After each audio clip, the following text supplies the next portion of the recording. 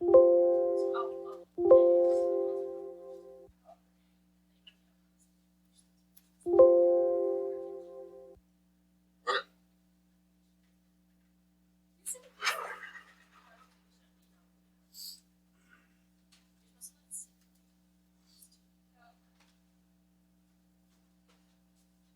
So we're talking about inverse functions and taking the derivative of an inverse function.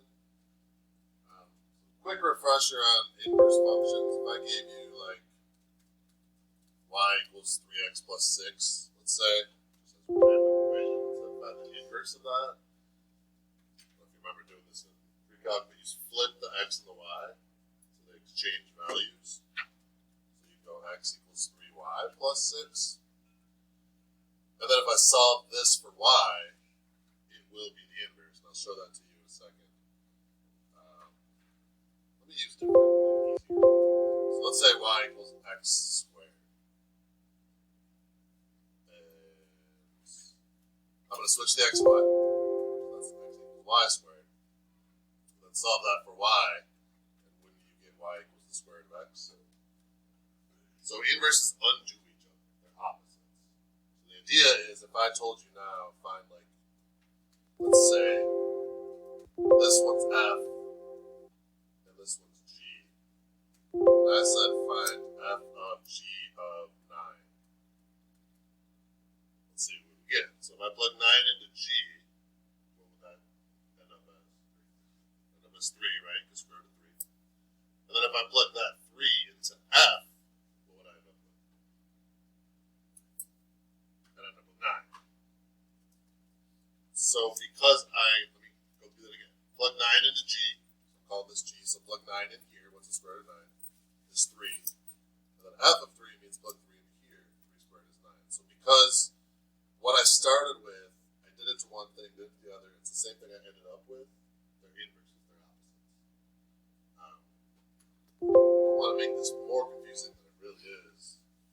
It doesn't have to be this big deal. Like what's the inverse of x plus 4, would you guess? It's basically what's the opposite of adding 4 to something? Subtracting 4. So if I did that process, if I went x equals y plus 4, so I flip-flop my variables, and I solve that for y, what would I get? X minus 4. And then if I took any number in the world, plugged into that, took that answer and plugged into that, wouldn't I end up with the number I started with? Take 10 billion, add 4, subtract 4, don't you get 10 billion, you know what I mean? So that's what an inverse is. If you graph inverses, I don't know if this is helpful or more information than you want, but if you graph inverses, they flip over this line, which makes sense. So if I have like, let's say this point here is 5, 1, well, I'm telling you that the x and y value flip spots. So now it would be 1, 5. It's the same like distance away from this 45-degree line, just flipped across the other side. Is this familiar? Did you guys talk about this stuff last year? Okay. All right. So how do we find derivatives of inverse functions? So the derivative of f inverse of x is 1 over 1 over f prime of f inverse of x. So let's start looking at some problems. This formula, I mean, you don't have to memorize it, right? Because every book, but that's essential for every single problem we're doing in this unit. So let's look at how a couple of these work. They're like puzzles almost. So number 1 here. What is the value of g prime of 1? So first of all, tell me up here that g and f are inverses. That's what this notation up here means. G of x is f inverse of x. So g and f are inverses. So most people, when they see this, like I got a chart with f's in it, right? And then like they're telling me to find g. Most people, it's easier if you cross off that g right away. And let's find the value of f inverse prime of, what number was that I just crossed? 1, thank you. So for most people, that seems to work better. Getting it in the same letter as the question that you're asking. Then the derivative is 1 over f prime of f inverse of 1.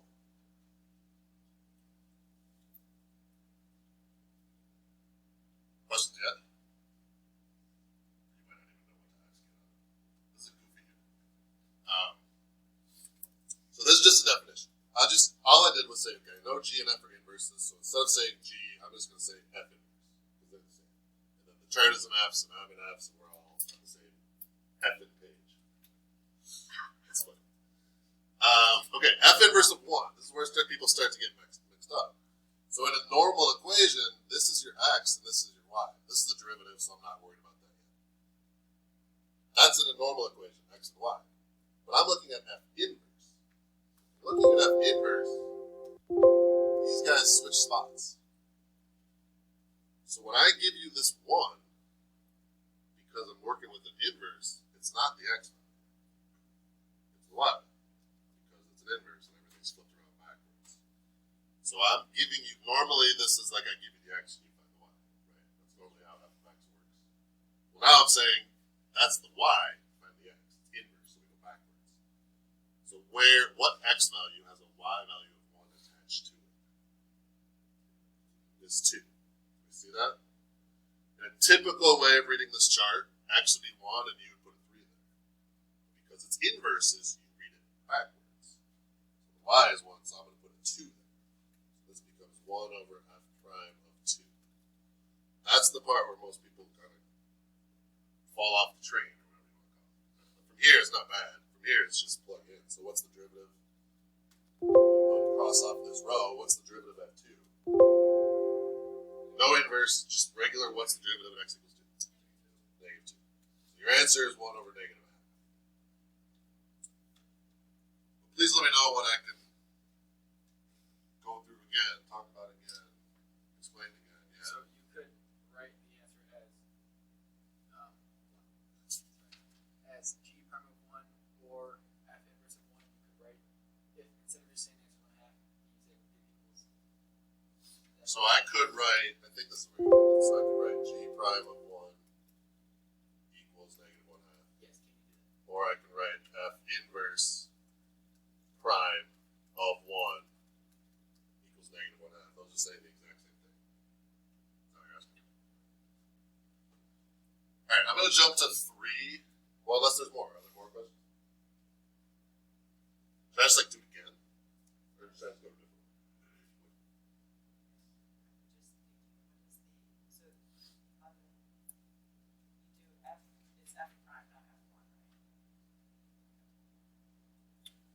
What am I looking here? This is F prime of F inverse of 1. So I plug 1 into F inverse, but that's where I do the flippy thingy. That's a fancy math term. I don't know if you do that one if you're or not. That's where I got the 2 because I'm reading it like backwards. And then I plug 2 into the derivative. So let's do 3. I think 3 is actually really easier than 1. And then 2 and 4 are a little bit more difficult. So for 3, I see this, which tells me that H and G are inverses. And then they ask me to find H prime of 6. But if you look up, this is what I'm saying in the chart too, like everything in there is G's. So when they ask you to find H, like H prime, it's just kind of confusing because you're like, well, the whole problem is in G's. Why not H? Are you telling me to find this thing doing here? So I'm going to replace that and say I don't want H of 6. I know that H and G inverse are the same, so I want G inverse prime of 6. It's the same question. I think it's a friendlier way to rewrite it. Do you want a second before I do it? Okay. If you don't, sorry, just be bored until I get there. But if you don't want to try it, don't try it. If you want to try it, try it. I'll give you a little bit of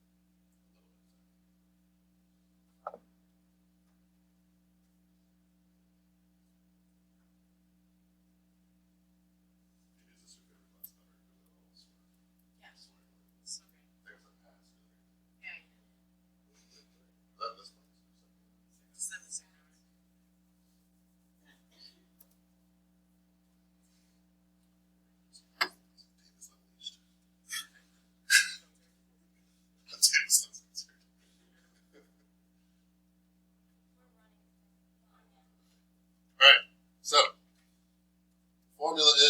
1 over G prime of G inverse of 6.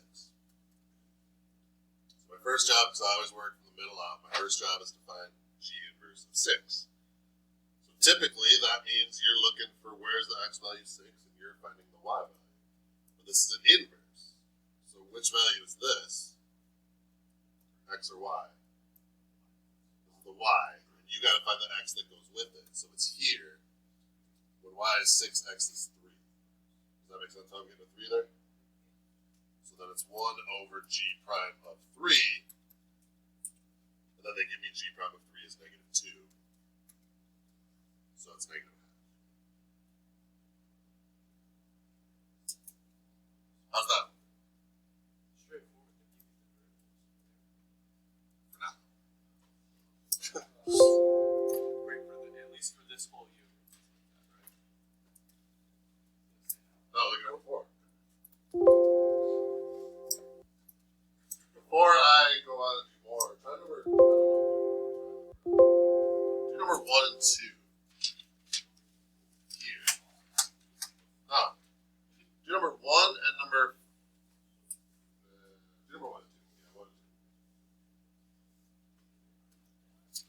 This might be a 2-day unit as well. I don't know. It's not that hard once you get used to it, but it's really weird. Wait, can you write the formula on the board for me? You write it in your frickin' book. I did, but you have to flip back and forth. Oh, it's on another page. Yeah, you can write that.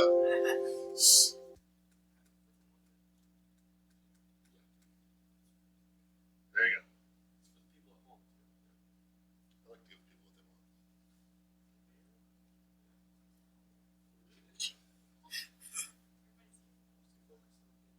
want. He said, Wow, Elena. What's up, Ethan? Big Ethan asked for you. No. prove us wrong, Ethan. We already did. Yeah, we're gonna put a secret code Yeah. in the middle of the video. He'll figure it out. I don't know if he'll like get there, but it's open. I don't know if he'll watch the video.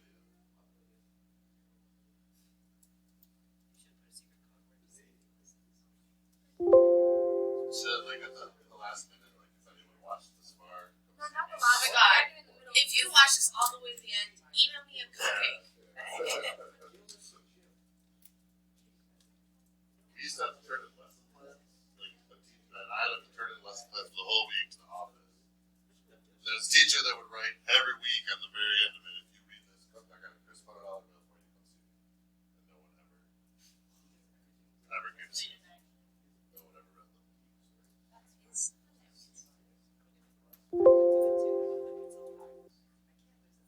I have 2 pennies. This guy was loaded. Here's $2.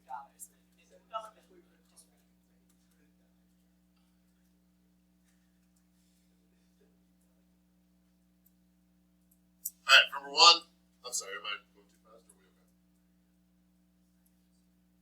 You're okay. I'm good. I haven't started. Oh, wait a minute.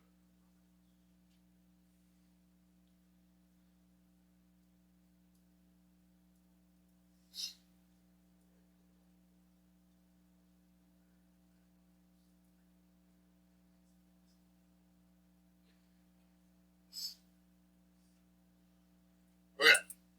So, right away, I see all these F's, and they ask me about G. So I'm like, I'm not working with G. F all that. So, crossing that out, I'm just rewriting it as I want F inverse prime of negative 2. So there's your formula. F inverse of negative 2. They give you this to try to trap you, to think, well, I'm supposed to plug X in and find Y. But really, you were given Y and you're trying to find X. So this is 1 over F prime of 3. And then F prime of 3 is 5. So that's 1/5. Let me add 1/5 there. Nice. Alright, so for number 2, same idea.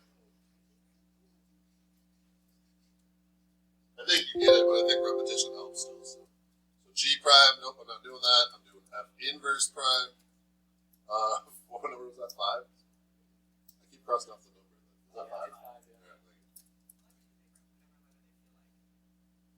they're trying to make sure you understand. Up here, they tell you G and F are inverses, so they're really trying to like hammer that home here by saying find G. You're supposed to be like, what's G? Oh, it's the inverse of F. Oh yeah. So that's their like. Yeah. So I'm gonna go 1 over F prime of F inverse of 5. So F inverse of 5 is 1 because I read it backwards, and then F prime of 1 is negative 2. So I'm going to add negative half there. Nice. Questions on 1 or 2 there? Alright, let's go back up top to number 2.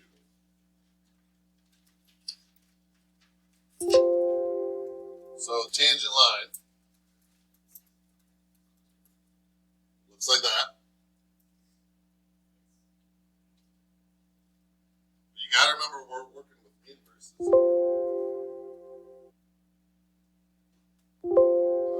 So, in general, what goes there is the slope. What goes there is x. What goes there is y. They give you the x value. You do put that x value right there. So that is.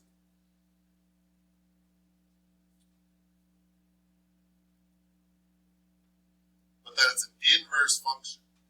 So when you read this, everything's flipped. So this is really your x value, but you've got to remember that really this is your x and this is your y value. Everything's backwards. So what's the y value that goes with an x value of 1? It's 2, because you're reading it backwards. Because it's an inverse function. So it's this way, not that, not this 1 and 3. So this is a 2. And then I've got to find the slope. Well, how do I find slope? Take the derivative, right? So I want the derivative of f inverse. So I want f inverse prime of 1. So I want 1 over f prime of f inverse of 1.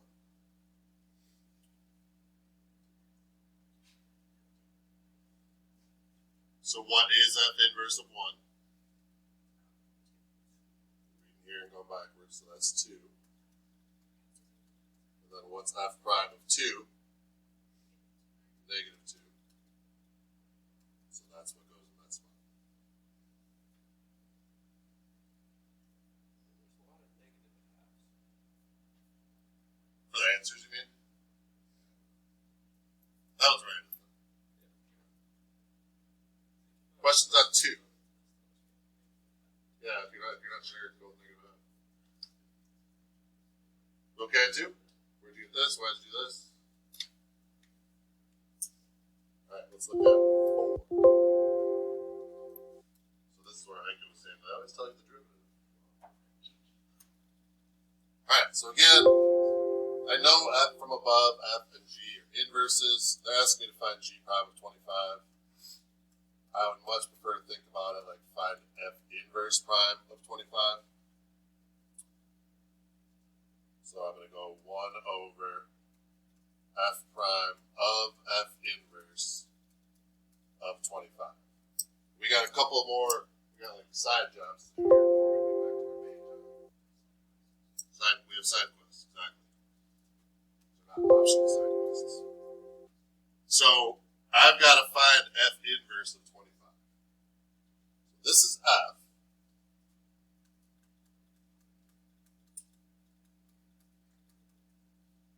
And remember, we're working with inverses. So am I going to plug that in for x like I typically would, or for y because it's an inverse? Kind of just gave the answer, I guess. But I'm going to plug it in for y because it's an inverse. They're telling me to find the inverse, which means I'm plugging in for the reverse variable. So I set that equal to 25. I'm going to solve. And I kind of, like, right when I get to this, I should feel, like, reasonably good about my decision, because it's going to come out to be a normal number, and that, like, kind of reinforces, okay, I'm probably on the right track, you know? So divide by 3, and then cube root everything, and you'll get that x equals 2.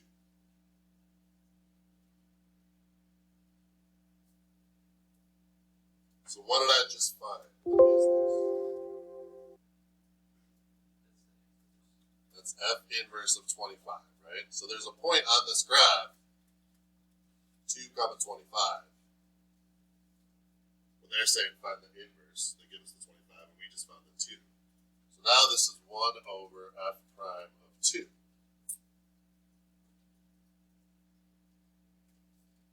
There? You're up. I got another side quest, because I don't know the derivative. So what's the derivative of, and this is just like straight up, what's f prime? So if f of x is this, what is f prime? Don't overthink this. You knew this like a month ago. Just do the derivative. So it's just 9x squared, isn't it? So if I put 2 into that, yeah, 2 squared is 4, 9 times 4 is 36, and this one comes out to 1 over 36.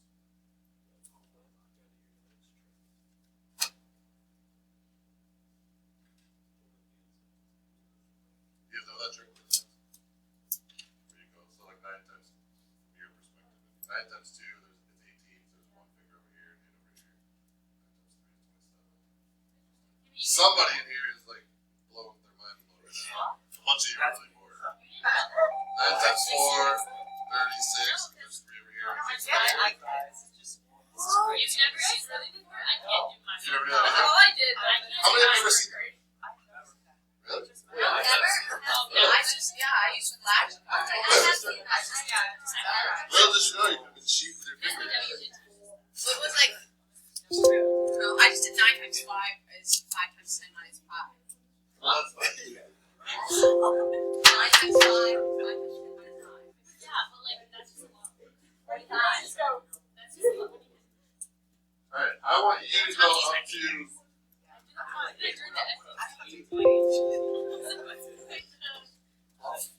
Go up to 12 today. We just did 1 and 2, right? Yeah. Go up to 12. I did not want to do that. And we'll do what we're doing. Oh, yeah. We'll do the rest tomorrow. And we're getting to the end. Yeah. But again, you won't have a test before Thanksgiving. Friday, we should watch it. How many are gone Friday?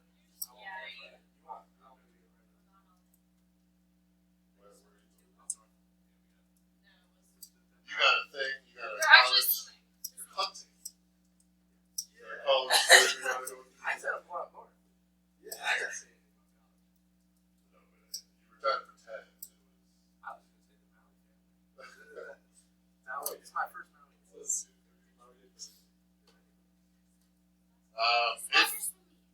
That would be cool. But what if you don't swim during that time? I'm not going to swim during that time. Everyone just watching. I'm not there. Actually, I You don't don't think in every every event. Because I don't think warm-ups. Because warm-ups started like 10:30. Oh, really? Yeah.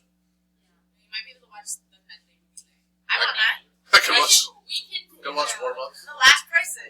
Actually, wait. Can I use my phone? Yeah. Can I use my phone? Yeah, go for it. I'm gonna look at that. And I have a bright pink suit, so you should be able to see it. Oh, really? Yeah. Why? It's fuchsia. Maybe it looks like she's paint all over herself in this picture. I look like. So it's one of the sections, like, I think we're doing the section that is like summarizing all the derivative methods you've used. So it's kind of like a review, and also We'll be warm. helpful. We'll be warm. Warm-ups 10 to 11. Okay. Don't watch us. Later plans to be a little more fun though. Yes.